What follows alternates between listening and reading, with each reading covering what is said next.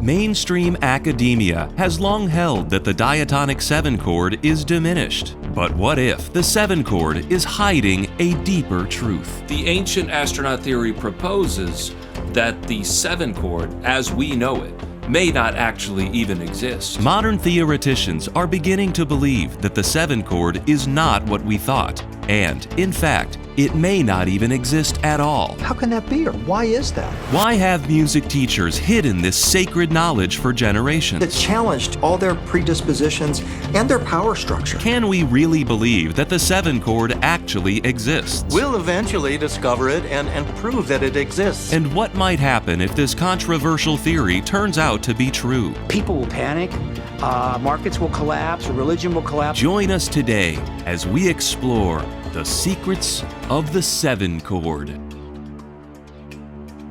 If you're familiar with these 7 Roman numerals, and if you're anything like I was, you might have a little confusion about what's going on there in that 7 chord. It's just a diminished triad, yet we almost never see a lone diminished triad hanging out there in music. And there's really not much we can do with that 7 chord. People don't talk about it a lot. Even myself, I'm pretty guilty with this. When I teach the 7 chords of a key, I often just ignore the 7 chord. So in this video, I'd really like to open up that can of worms and talk about what's going on there, what can we do with it, and what are some other ways to interpret it. Because in my perspective, the 7 chord really isn't a thing. So here's what I'd like to do. Let's keep it easy in the key of C major. In the key of C major, my tonic is C major, and the 7 chord is just a B diminished triad. That's the note B, D, and F. And even if you don't know much about the 7 chord, you might know that it takes us to the 1 chord. The 7 triad resolves to the 1 triad pretty well, as a matter of fact. And when something resolves to the 1, that means it has dominant function. That's what that word means. Dominant function means it just takes us back home to the 1 chord. And you might know there's another chord out there that has dominant function. It's the 5 chord, G major. More specifically, if you make the 5 chord a dominant 7th chord, so like a G7, this has dominant function to take us back to C as well. Now, let's take a look at our B diminished triad again. It was the notes B, D, and F, right?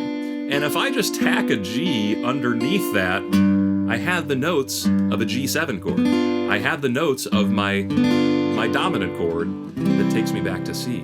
So realistically, I mean, these 3 notes are so useless on their own, and we nearly never see them. I can't find you any examples off the top of my head of just a lone diminished triad without some reference to the 5th note of the scale, which is implying a dominant chord. So really, when I see those 3 notes, I'm parsing it as the 5 chord. Just the root has been missing. We have concealed the root of my 5 chord, and what we're left with is just this cluster of notes. Now, why would I want to not call it the 7 chord and instead call it the 5 chord? Well, like I said, I don't know much to do with the 7 chord. I don't know what to do with it. All I know is 7 leads to 1. That's really like the only thing I know. So when I think of 5 chords, though, I've got all sorts of different ideas. I know how to get to a 5 chord. I know how to go away from a 5 chord. For example, it's pretty common to do something like a 1 to a 5 to a 6. So now that I'm thinking of this as really a 5 chord, let's kind of sub that in there. Let's do a 1 to a 7 to a 6. That's a progression I really would have never thought of before, right? And now that I'm thinking of it as a 5 chord, it's kind of given me more options. Also, what if I wanted to get to it? What if I wanted to land on this? Well, if I'm thinking of it as the 5 chord, I could think about playing a D7 first. That would be the 5 of 5. So let's say I'm in C major. I could play a D7, and then I could play this B diminished back to C.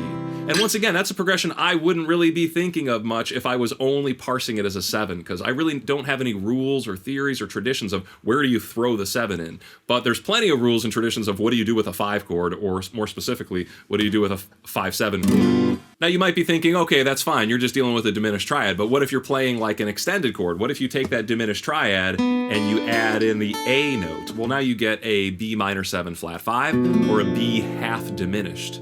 And yes, this could once again be a 7 chord, but once again, if we just tack a G underneath it, we still get G7, but now we get G7 with an added 9, so it's just called a G9 chord. And once again, it serves dominant function, takes us back to C major. And to really cloud things up, this chord, B minor 7 flat 5 or B half diminished, these are the exact same notes as my 2 chord played as a minor 6 chord. So if I play a D minor 6, those are the same notes as B B half diminished. So when I see a half diminished chord, I'm always trying to keep in mind that if I go up a flat third, a minor third, then I'll find a minor sixth chord. Because minor sixth chords are much easier to work with for me personally. I have more tricks, I have more tools, I see minor chords more often than I see half diminished chords. So when I see a half diminished, it's helpful for me to think about its counterpart there, the minor sixth chord as well. And once again, this helps me put it to use. Now that I'm thinking of this as a version of a G chord, I think, how do I get to a G chord? Well, once again, I could do like a secondary dominant. I could play a D7, which would take me to G7, but I'm playing it as a B half diminished, and then back to C major 7. So we're really hearing here, we're hearing the 5 of 5, we're hearing the dominant chord with no root, and then we're hearing the tonic chord. Two ways to parse the exact same set of chords. You could think of this as the 7 to the 1, or you could think of it as the 5 chord to the 1. And since they sound the same, since they feel the same, they're doing the exact same thing, I think it's very, very helpful to really be thinking of them in the exact same light. It's just one little element is missing there, and that's just the bass note. And that's an important note, but I mean, they're almost identical in what they do. Now, what if we took that 7 chord, B, and we made it a full diminished chord instead, a diminished 7th chord? Well, now we've introduced this note A flat, and A flat's not in the C scale, right? But we can still play it as a full diminished chord, and we can still resolve it to C major. 7 to 1, in this context, I think is like the only opportunity where 7 is a real chord, in my opinion. Like, this feels like a unique thing. I don't just think of this as an extension of my 5 chord, but we could think of it as an extension of my 5 chord. If I just tack a G underneath this B full diminished, then what I get is I get a G7 with a flat 9. That would be an altered dominant chord. So it's still a dominant chord, so it's been altered a little bit, and it still resolves us back to C. But I think this is like the only instance where me personally, I identify a 7 diminished chord as like its independent entity. But like I said, it's out of the key of C major. And oddly enough, even though I think of it as a unique thing, there's nothing unique about it, because B full diminished is the exact same notes as D full diminished, same notes as F full diminished, right? It's a symmetrical chord. So I kind of think as 7, 1, when we're dealing with a full diminished, it's like the same thing as a 2 to 1. Right? Same feeling, same function, but I am not just thinking of it as a 5 chord. However, this is just a helpful similarity to keep in mind. If you take a full diminished chord and you find any note a half step below any of those tones, then you will be creating a 7 flat 9 chord.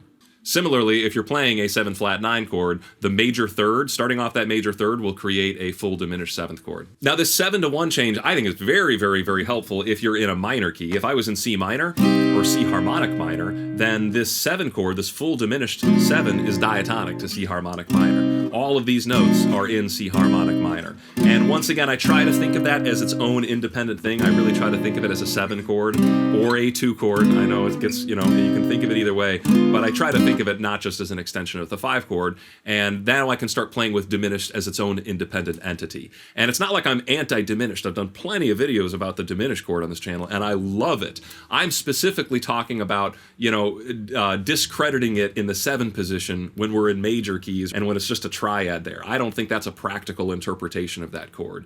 But yeah, diminished is awesome, and there's all sorts of very useful ways to employ it, and I think harmonic minor is a great example. A 7 to a 1 in harmonic minor is one of my favorite little 2 chord jams ever. Sounds really, really good. Also, C harmonic major, it's a little less common of a tonality, but it does have a major tonic and a full diminished 7th or 2 or 4 or flat 6. That's in the key. It's diatonic to the scale. Pretty exotic sounding tonality, but in that case, I would think of it as its independent chord. I would think of it as its own thing and not try to associate it with some other extension. So this is pretty weird stuff, but I'd like to kind of really hone in on 2 concepts here before we close things out. The first one, this is all about context, not just in music, but pretty much everything in life is about context. We can call things by 2 different names, and sometimes that's helpful because it gives us 2 different perspectives. And, sometimes it's not so helpful because, they're literally so similar that it takes up too much brain power to try to separate them. And I try to find the middle ground there. I think in the case here, we're really trying to look at the the connections between these chords and try to expand our labeling of them, so we're not just thinking of them in one context. Thinking about that 7 chord as just a 7 triad that has to be there kind of misses out on the usability of those 3 notes, B, D, and F. And you kind of always want to be cognizant of how notes can serve totally different functions just by what is on the bass or what is happening around it. That takes me to my next point about diminished specifically. I really think there's a lot to learn about just the fact that diminished chord exists and it works. I mean, if I played you this, even as an experienced musician, this on its own is horrifying. It's really ugly. It's not good. I will just flat out say that is not a good sound. Yet, it is given so much meaning by what it's surrounded with, right? If I follow this up with a nice C major, now that taste is gone. The bad taste, you can now recognize this as a beautiful thing. You can recognize that beautiful tension in there because you're aware of what that tension leads to. You're aware of the conclusion. So I feel like there's a Zen lesson in there that this doesn't have much meaning on its own. This is actually quite ugly and quite ambiguous and completely hard to pin down in isolation. It's the things that surround it that give it meaning. And I think that's another contextual lesson here that we can learn, from music that actually applies way past just music. If you try to apply that lesson, that things don't have meaning on their own, they have meaning by what surrounds them or, how they interact with the things around them. I think that's a really important little insight that we can find here just in this simple little, these musical patterns. So I hope you enjoyed this lesson and I hope you learned something. If you did, please thank my awesome Patreon supporters for sponsoring this channel and making these videos possible. If you'd like to join them, you can. I've made a pretty little PDF for them about all the stuff that I taught here in this lesson and I've posted it there. If you'd like to access that, the link is below in the description.